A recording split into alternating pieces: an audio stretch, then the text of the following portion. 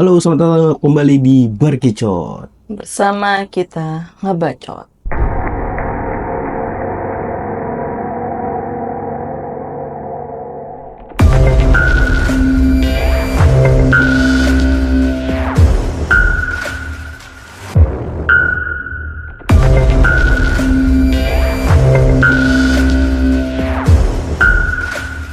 Ya, kembali lagi di segmen Intis nih kawan-kawan. Seperti biasa, segmen Intis ini akan dibantu dan kita akan bersama-sama memadukan antara host dengan data-data riset ya, Po ya. Betul. Ya, gue bakal dibantu sama Po Meta seperti biasa yang ada di belakang kamera. Nah, karena kita mau ngebahas apa nih, Po, di segmen Intis ini, Po? Nah, untuk di segmen Intis kali ini kita mau bahas mengenai pasar goib nih, Bang. Pasar goib, Iya. oke juga nih. Sebelumnya lu pernah tahu atau lu pernah denger tentang pasar goib gak? Kalau pasar goib gue pernah denger, Po. Karena ya? tuh dulu, Po, Ya? di rumah nyokap nih. Ya? Dulu tuh di sampingnya tuh masih belum ada kayak townhouse-nya gitu. Itu masih kebun kosong, Po. Sebesar kalau nggak salah 2 hektar lebih kalau nggak salah. Oke. Itu kita kalau siang hari tuh, Po, itu kita denger-denger, Po, suara-suara kayak gimana sih, kayak orang nikahan adat Jawa gitu kan, ada gamelan segala macam. Nah, itu yang gue denger, Po. Dan bukan hanya gue, Po, yang denger, Po. Itu kakak-kakak gue pada semua pada denger gitu.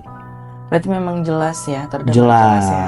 Tapi, Po, gue nggak tahu tuh, Po, arti dari atau makna dari pasar goib itu apa, terus kenapa itu bisa ada, atau ya silsilahnya lah, terbelakangnya bisa ada itu pasar goib kenapa. Terus itu emang kenapa, Po, emang, Po, bisa ada pasar goib, Po? Nah, maka dari itu nih Bang, di episode Intis kali ini nih kita mau bahas mengenai masalah pasar goib nih. Wah, menarik nih teman-teman nih. Gua jujur aja gue nggak tahu tuh pasar goib itu apa gitu penjelasannya, karena sampai detik ini belum ada tuh dari orang sekitar rumah gue tuh yang bisa ngejelasin pasar goib itu apa. Emang pasar goib itu apa sih, Po? Jadi mitos pasar goib ini masih dipercaya keberadaannya oleh kebudayaan Indonesia nih Bang. Seperti pasar pada umumnya, pasar goib merupakan pasar yang tak kasat mata, yang penuh misteri, yang dimana penjual dan pembelinya adalah entitas supranatural atau bisa dikatakan makhluk gaib atau makhluk tak kasat mata. Oke, iya. Kalau gue sih, baik lagi ya, dulu kata orang zaman dulu ya, maksudnya orang-orang tetua daerah rumah gue dulu, itu katanya kalau ada suara-suara kayak gitu, kita jangan coba-coba cari sumbernya. Tapi cuma sampai di situ doang, Po. Penjelasannya gue nggak tahu. Bisa tolong dilanjutin, Po? Pasar gaib ini memiliki beberapa ciri, yaitu berada di tempat yang luas, kemudian juga terdapat bebatuan yang tersusun rapi, dan juga banyak benda-benda kuno, kayak gitu. Konon orang yang menemukan pasar gaib ini itu akan mendengar suara keramaian seperti sedang berada di dalam pasar, dan juga tidak jarang disertai dengan hembusan angin kencang, serta suara gamelan, suara kerincingan kereta kencana yang diiringi derap langkah seperti langkah pasukan. Berarti bisa dikatakan ini pasar goib tuh benar-benar kayak tempat belanjanya para makhluk tak kasat mata gitu, Boy. Bahkan sampai kayak ada apa tadi, kayak kerajaan-kerajaan gitu ya. Iya. Kereta kencana, pasukan segala macam. Betul. Aduh, mungkin ada diskon kali teman-teman nih. Nah, lanjut, Bu. Seperti pasar pada umumnya, pasar gaib ini juga menjual beberapa dagangan, seperti makanan, pakaian, dan juga hal lainnya. Menurut pandangan orang biasa, dagangan yang dijual akan terlihat sesuai dengan pandangan matanya. Namun menurut orang yang dapat melihat hal gaib, dagangan yang dijual ialah bukan dagangan yang dilihat seperti dagangan pada umumnya, melainkan dagangan tersebut adalah daun, tanah, atau bahkan ada bangkai hewan. Wah, berarti kalau kita mungkin itu keterangan dari orang yang pernah masuk atau pernah ngeliat kali, Pak ya, atau yang punya pandangan dari sisi indra keenam atau kelebihan ya. Betul. Oh, ngeri juga berarti. Berarti kalau kita masuk nih yang kita nggak punya kelebihan dalam segi penglihatan, itu akan melihatnya kayak makanan pada umumnya kayak manusia gitu. Pasar pada umumnya aja yang seperti Oke. kita lihat seperti biasanya kayak gitu. Wah, menarik. Lanjut po. Nah, ini pasar goib ini juga biasanya itu akan tercium bau, Bang. Ini seperti bau dupa atau wangi bunga atau bahkan wangi kemenyan. Oke. Oh, jadi si pasar ini selain tadi ada suara-suara gamelan, ada juga wangi-wangian. Betul. Oh gitu. Itu benar-benar tanda-tandanya konkret tuh ya. Iya. Oke. Lanjut po. Nah, menurut beberapa cerita masyarakat, jika ada seseorang yang mencoba masuk atau tidak sengaja masuk ke pasar gaib, mereka dilarang untuk membeli atau memakan makanan yang dijual di pasar tersebut.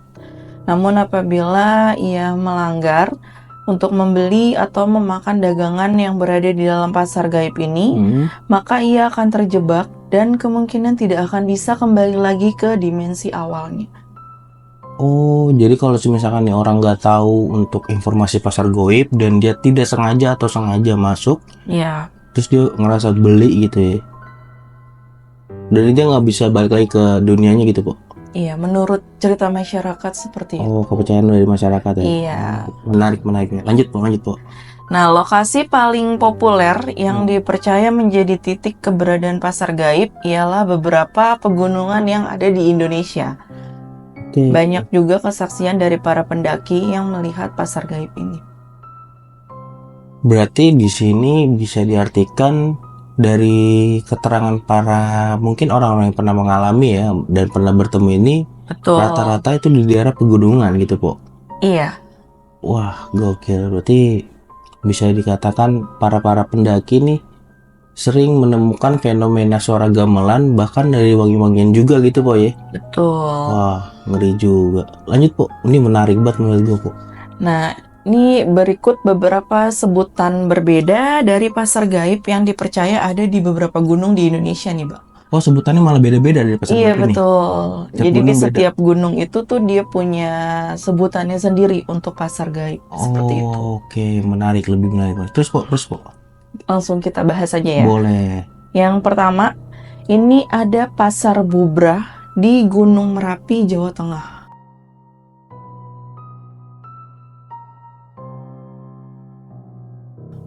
Namanya Pasar Bubrah? Iya, Pasar Bubrah. Oke, gue belum pernah dengar tuh sama sekali tuh.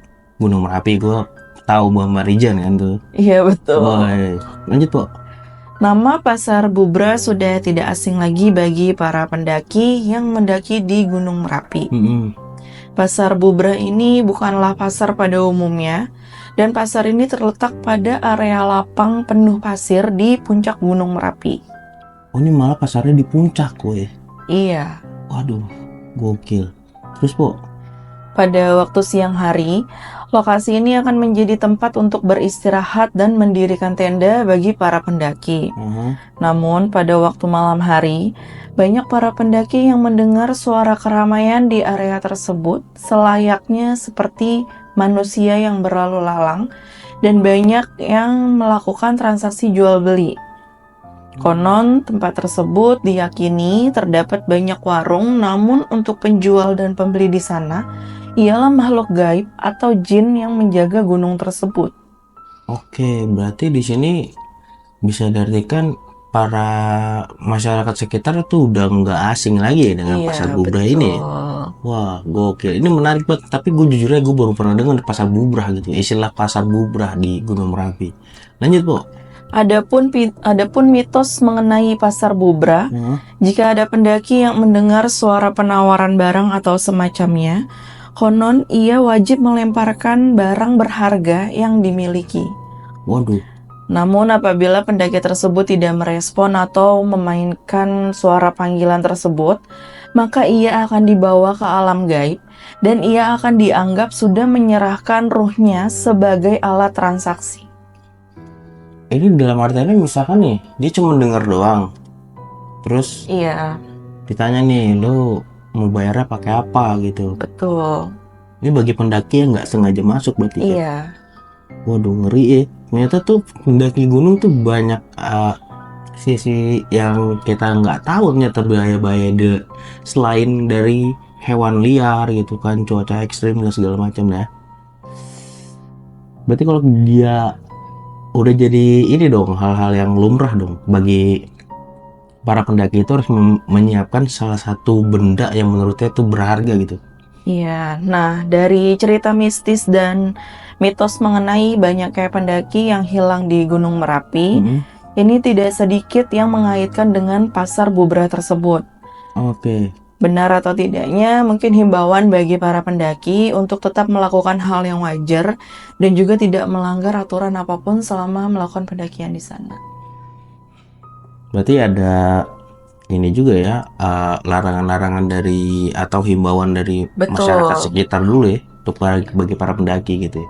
Pasti di setiap gunung ada sih Bang, maksudnya untuk mengenai larangannya, apa yang boleh dan apa yang tidak boleh, mungkin sebelumnya sudah diinformasikan gitu. Mungkin ini nggak sih Bu, ada kayak tanggal-tanggal tertentu bagi si pasar bubrah ini buka, atau setiap waktu kah si pasar bubrah ini buka? Contoh kayak misalkan Jumat Kliwon atau apa gitu kan. Kalau untuk di Gunung Merapi ini sih konon ceritanya itu ketika waktu malam hari dan ada yang melakukan penginapan atau mendirikan tenda di area dia tersebut gitu. Oke, Di berarti area yang tadi di berarti secara tidak sengaja misalnya si puncak. pendaki ini mendirikan tenda di tengah-tengah pasar bubrah ini atau di Iya, sekitar pasar bubrah ini. iya.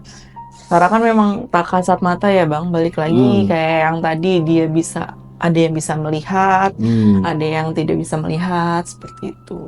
Berarti secara nggak langsung kan masyarakat sekitar sebenarnya sudah mengimbau jangan ngecamp atau mendirikan tenda di sekitar situ. Betul. Atau mungkin boleh mendirikan tenda di sekitar situ, namun mungkin kalau mendengar suara yang mungkin tidak wajar, jangan dihiraukan. ya mungkin seperti itu gitu. Oke. Lanjut Po.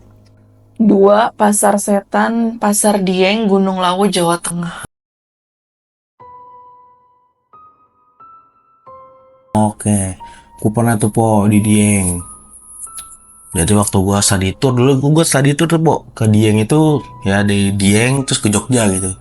Namun gua percaya kalau di Dieng itu kental akan nuansa mistis. Kenapa? Waktu kita orang tuh sampai ke sana itu kita disambut Po sama tarian-tarian ya tradisional orang sana. Namun tercium dengan sangat kental gitu Po ya, aroma-aroma dari dupa kayak ya kemenyan segala macam kayak gitulah. Makanya gue bilang nuansa mistisnya masih terlalu kuat. Atau mungkin memang sudah tradisi di sana ya, untuk menyambut juga orang luar atau tamu. Mungkin juga. Lanjut Po. Itu dia yang kenapa itu Po pasar setan Po? Gunung Lawu memang memiliki banyak keindahan yang menakjubkan. Namun di balik keindahan dari Gunung Lawu ini ternyata ada hal mistis di dalamnya. Pasar Setan atau Pasar Dieng merupakan salah satu tempat yang dikenal angker di Gunung Lawu. Waduh. Berarti udah baik lagi sama kayak Gunung Merapi ini. Para masyarakat sekitarnya udah ngeh nih bahwa ada nih pasar setan nih. Udah bukan rahasia umum lagi, mungkin semua orang udah tahu akan hal itu kali Po ya. Lanjut Po. Keberadaan pasar tersebut dipercaya masyarakat lokal sebagai dunia tempat tinggalnya makhluk gaib. Lokasi Pasar Setan diyakini berada di sekitar jalur pendakian Gunung Lawu dari Candi Ceto.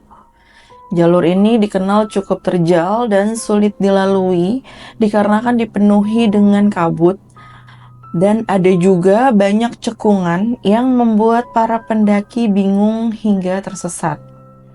Banyak yang percaya kegiatan Pasar Setan atau Pasar Dieng ini terjadi pada malam hari, khususnya di malam Jumat. Seperti yang tadi gue bilang Po, mungkin ada waktu-waktu tertentu. Nah, ternyata di Gunung Dieng ini ada nih setiap malam Jumat ya. Iya, Pasar Dieng Gunung Lawu ini ada. Di setiap malam, tapi di malam Jumat. Oke. Berarti mungkin bagi para pendaki yang ingin mendaki gunung tersebut ada larangan di setiap malam Jumat itu, mungkin larangan khusus mungkin. Ya Po ya? Betul. Oke, lanjut Po, ini menarik banget menurut Po. Terkadang para pendaki banyak merasakan adanya transaksi jual beli dari makhluk gaib. Keberadaan makhluk gaib di Pasar Setan ini tidak kasat mata, Akan tetapi banyak pendaki yang mendengar suara keramaian seperti di pasar. Mitosnya, jika pendaki mendengar suara atau bisikan untuk mengajak bertransaksi, maka mereka harus melemparkan berapapun uang dan memetik daun di sekitar lokasi pasar setan tersebut. Konon, hal tersebut merupakan gambaran dari proses jual beli yang ada di pasar. Oke, berarti di sini secara nggak langsung balik lagi ya, mungkin para pendaki yang nggak sengaja masuk, boy. Iya. Berarti di sini ya selayaknya pasar pada umumnya kali nawarin mungkin nih. Iya Ya mau benar. beli nggak lo gitu kan ya. Iya. Anjir, berarti secara nggak langsung gambaran dari pasar setan nih, pasar setan atau pasar goib ini teman-teman, setiap pengunjungnya itu pasti membeli. Kalau gua nalarnya gitu, karena kalau lu melewati tuh pedagang, mereka akan notice kalau lu bukan bagian dari mereka.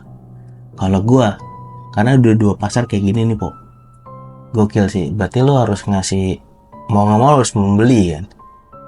Gue nggak ngerti ini, wah sebegitu creepy-nya ya kalau kita lagi mendaki gunung, kita lagi capek-capeknya ya kan, ketemu begituan, aduh, Betul. itu rasanya kayak ya bagaimana ya, mau nggak mau dah lu beli itu. Terus lanjut, po. Ketiga, ini Pasar Watu, Gunung Sumbing, Jawa Tengah. Oke, sekarang di Gunung Sumbing. Oke, Iya. lanjut, po, lanjut, po. Pasar Watu yang terletak di Gunung Sumbing, Jawa Tengah juga merupakan salah satu pasar yang dianggap sebagai pasar gaib. Oh, kenapa tuh? Menurut cerita, banyak para pendaki yang mendengar suara ramai layaknya pasar. Namun ketika mendekati suara tersebut berasal, suara itu akan hilang dan tidak terdengar lagi. Banyak yang percaya bahwa suara tersebut berasal dari Pasar Watu. Tempat tersebut juga diyakini banyak penampakan makhluk halus yang muncul, akan tetapi yang sering muncul dan banyak dilihat adalah sesosok kakek tua yang berada di lokasi Pasar Watu tersebut. Oke, kelebihan dari, ya mungkin bukan kelebihan ya, maksudnya keunikan dari si pasar Watu ini adalah makhluknya yang berupa sosok kakek tua gitu. Betul. Di pasar-pasar lainnya tuh nggak ada tuh teman-teman. Iya. Lanjut, po. Keempat, Pasar Setan Gunung Arjuno, Jawa Timur. Oke, ini sama-sama namanya pasar setan ya, dia Iya. sama Gunung Arjuna. Oke, lanjut, po. Gunung Arjuno yang terletak di Jawa Timur ini menjadi pilihan menarik bagi para pecinta alam karena gunung ini memiliki keindahan alam yang memukau dan menjadi salah satu gunung tertinggi di Pulau Jawa. Oke. Namun siapa sangka, di balik keindahan gunung ini, banyak memiliki atmosfer misterius dan mistis yang cukup membuat merinding para pendaki. Aha. Terus, po. Misteri Gunung Arjuno banyak menarik perhatian dari banyaknya pendaki dan tidak sedikit yang menghubungkan dengan adanya pasar gaib di gunung ini. Oke. Kabarnya pasar gaib yang ada di gunung ini dikenal dengan sebutan Pasar Setan. Pasar setan ini dihuni oleh beberapa jin dan juga makhluk halus. Oke. Untuk pasar setan ini terletak di salah satu sabana yang luas di rute pendakian. Ada nyamuk, po. Tangkep dong. Emang dia narkoba. Lanjut. Banyak yang bilang kalau di area tersebut sering sekali mendengar suara bising yang sangat mirip dengan suara pasar, termasuk suara orang berbincang, tertawa, dan transaksi jual beli. Namun sebetulnya untuk area tersebut terbilang sepi, yang hanya terdiri dari sabana luas dan juga tanah yang lapang. Oke. Suara tersebut umumnya terdengar pada waktu malam hari. Dari suara tersebut, banyak membuat para pendaki merasa cemas dan ketakutan, bahkan sampai merasa ingin turun dari gunung tersebut. Mitosnya, jika bertahan di gunung itu dan mendengar suara tersebut, mereka akan menghadapi nasib sial seperti tersesat, diganggu oleh makhluk halus, dan bahkan ada yang mengalami resiko kehilangan nyawa. Apa tadi? Kenapa? Kalau nggak beli? Kalau dia bakal ngalamin nasib sial kalau kenapa? Katanya kalau misalkan ini kan suaranya muncul di malam hari. Nah, dari suara tersebut ini tuh banyak membuat para pendaki ini merasa cemas, merasa takut dan ingin turun dari gunung Oh, tersebut. jadi kayak pengen buru-buru turun gitu. Iya. Oh. Dan mitosnya jika bertahan di gunung itu dan mendengar suara tersebut, mereka akan menghadapi nasib sial seperti tersesat, diganggu oleh makhluk halus. Berarti ini berbanding terbalik sama Dieng ya. Kalau tadi Dieng kan kalau misalkan lo nggak ngasih, bukan Dieng, apa? Ini yang Gunung Merapi, Po.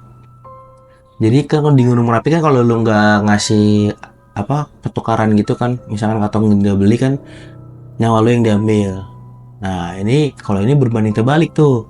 Kalau dia merasanya cemas dan pengen buru-buru turun yang mengakibatkan lu bisa tersesat segala macam gitu kan, bahkan kehilangan nyawa tadi kan Boy. Tuh.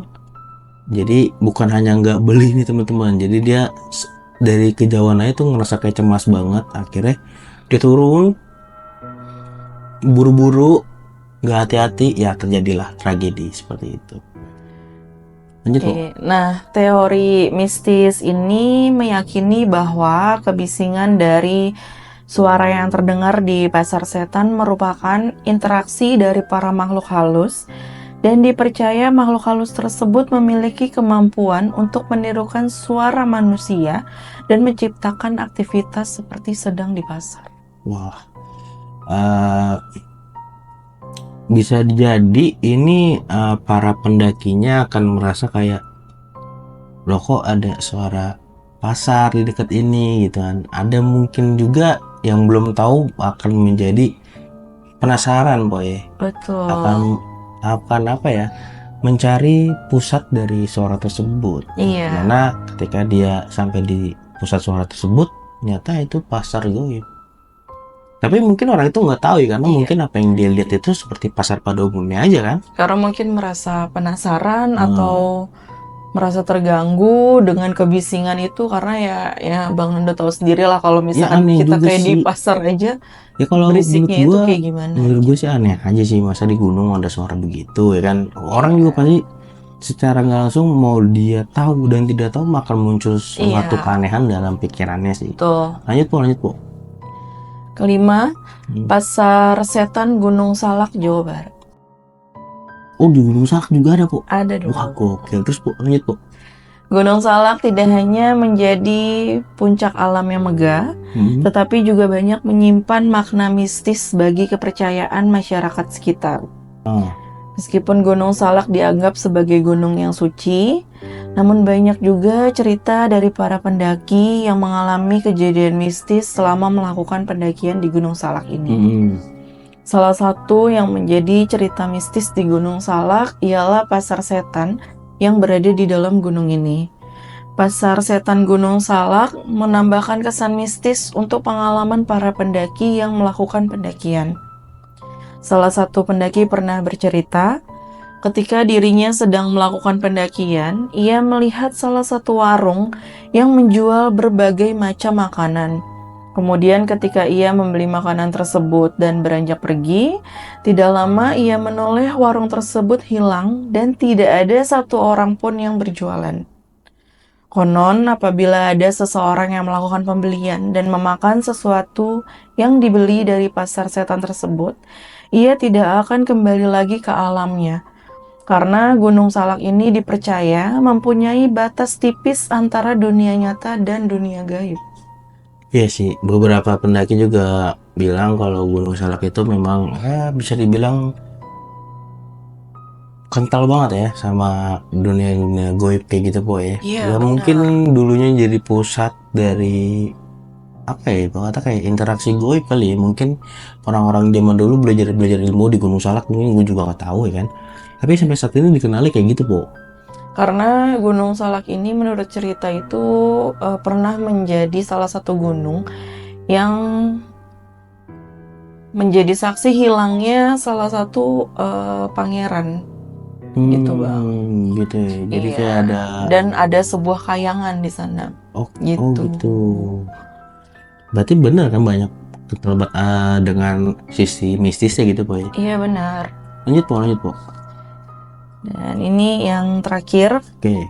ada Pasar Anjaya di antara Gunung Lompo Batang dan Gunung Bawakaraeng, Sulawesi Selatan. Wah, ini mental jauh nih teman-teman nih. Kita di Pulau Sulawesi. Dari Lanjut. Pulau Jawa ke Pulau Sulawesi. Lanjut Pak. Pasar Anjaya bukanlah seperti pasar pada umumnya. Pasar Anjaya ini adalah pasar gaib atau pasar setan di salah satu gunung di Sulawesi Selatan. Oke. Pasar ini dinamai Pasar Anjaya karena konon tempat tersebut bisa menjebak para pendaki yang ingin melintas dari Gunung Bawakaraeng ke Gunung Lompo Batang, begitupun sebaliknya. Kawasan ini memiliki destinasi yang menarik bagi para petualang atau pendaki karena tanah lapang yang dikelilingi hutan yang luas membuat kawasan ini menyajikan panorama alam yang indah. Namun kembali lagi, di balik keindahan panorama alam yang indah ada menyimpan kisah mistis. Banyak masyarakat sekitar yang percaya dan memberikan himbauan kepada para pendaki untuk tidak mendirikan tenda atau bermalam di lokasi tersebut. Karena lokasi tersebut dipercaya menjadi tempat pasar setan dan dipercaya dapat membuka pintu bagi mereka untuk mendengar suara gemuruh keramaian dari pasar setan tersebut. Oke, berarti hampir sama ya, sama kayak apa tadi, gunung mana ya? Gunung Arjuno. Iya. Gak boleh ngecamp di Sabana. Sama ya, berarti di sini dari masyarakat sekitar memang sudah bener-bener udah nggak heran lagi nih sama nih pasar. Ini Po, ada lagi nggak Po lanjutannya Po? Nah, apabila dari para pendaki tetap mendirikan tenda di lokasi tersebut, maka mereka akan mengalami pengalaman yang cukup menyeramkan karena mereka akan terpapar suara keramaian pasar setan yang banyak dihuni oleh jin dan juga makhluk halus tak kasat mata. Oke, ada lanjutannya? Untuk ini segitu aja penjelasannya Pak. Oke, berarti di pasar setan semua penjelasannya udah kelar nih Po ya? Betul. Nah, kalau gue pengen compare nih Po, katanya sih ini juga baik lagi Po ya. Kalau kata orang-orang sini dulu, ini kan penjelasannya kayak gitu, ada larangan-larangan. Nah, kalau di daerah sini kan nggak ada nih ngecamp, nggak ada orang ngecamp dong. Di Jakarta, bener nggak? Nah, ini dulu penjelasannya katanya gini, dulu sempet ada salah satu anak, ini bukan anak lagi sih, udah remaja, katanya ini dulu ceritanya kayak gini. Salah satu remaja ini bukan yang di samping rumah gue ya, mungkin di sekitar sini juga banyak, karena notabene dulu tuh Jakarta Selatan, khususnya Jagakarsa itu teman-teman, itu banyak banget tanah kosong atau bisa dikatakan kebun ya, itu banyak banget. Jadi katanya dulu ada ceritanya kayak gini, dia itu mendengar suara gamelan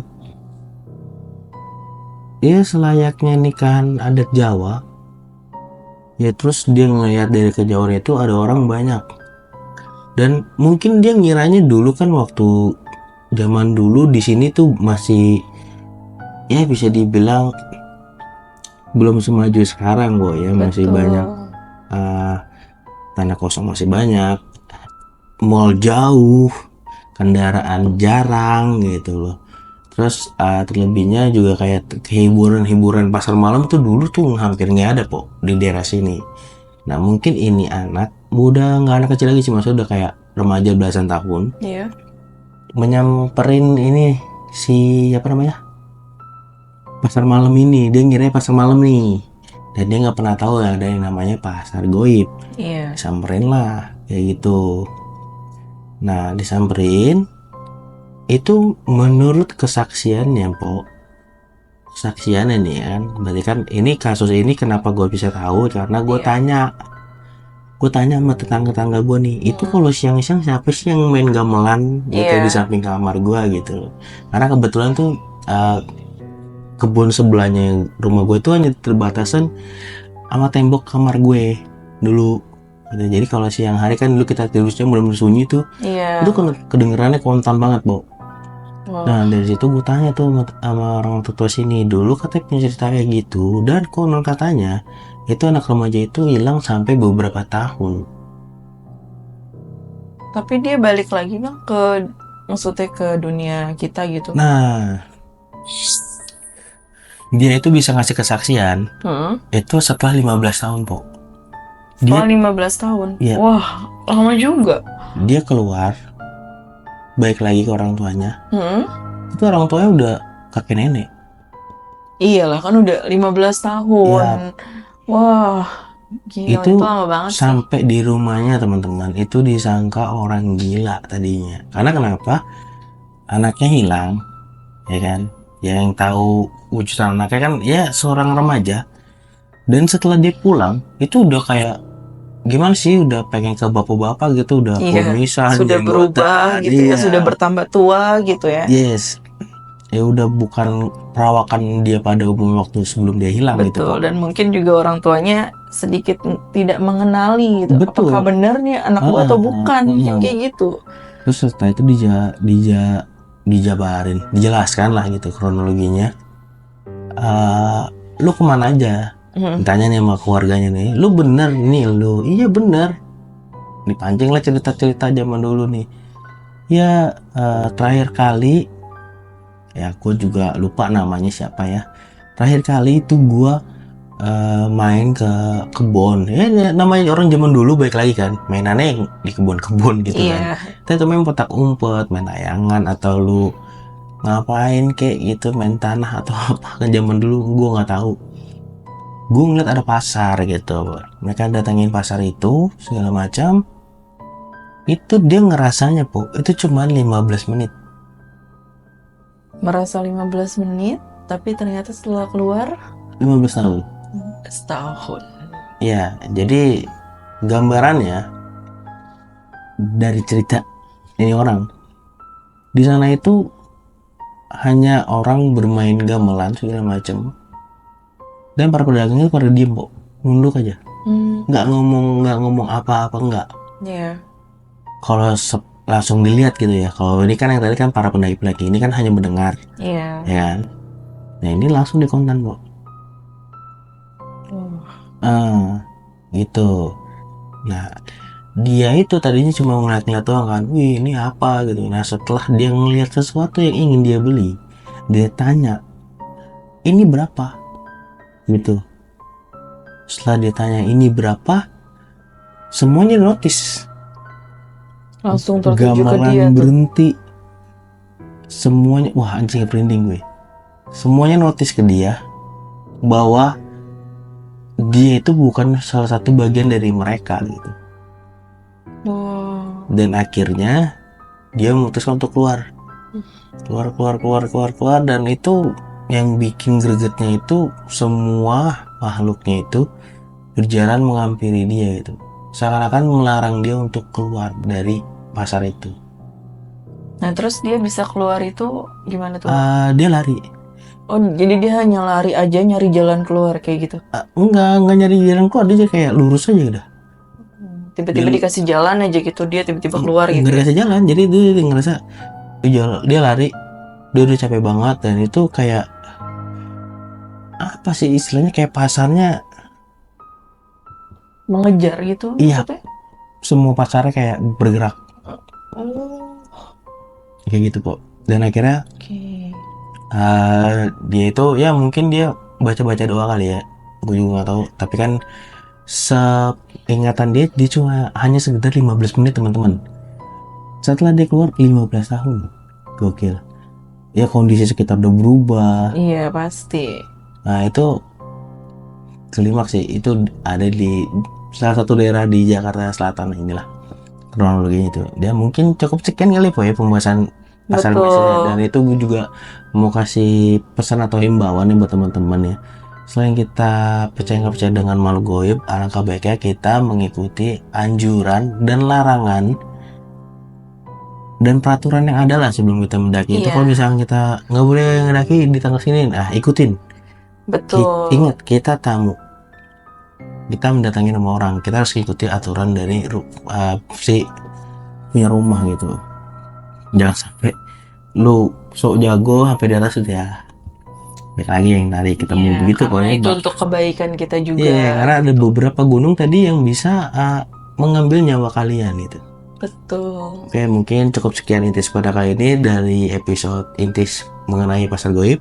Iya. Nah, buat teman-teman yang mau request perihal ngebahas Intis apa nih di episode depan, boleh aja di komen di bawah.